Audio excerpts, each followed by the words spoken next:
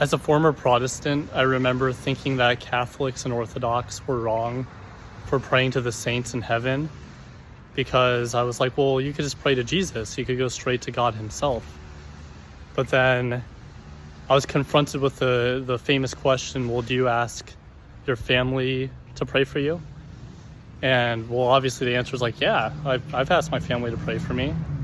Well, why don't you just go straight to God?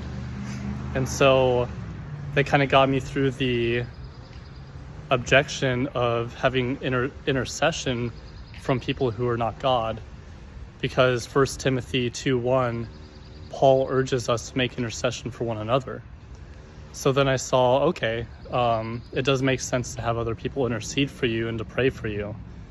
But why the saints in heaven? Haven't they passed away?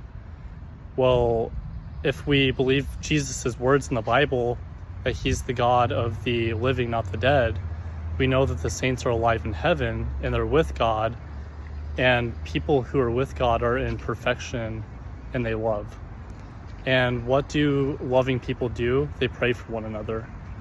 Well, then my mindset was kind of like, well, how do we know that they're in heaven? How do we know that they're aware of us on earth? And then in the Bible, we see in Hebrews 12:1, it tells us that we're surrounded by a great cloud of witnesses, right after Hebrews 11 describes all these Old Testament saints.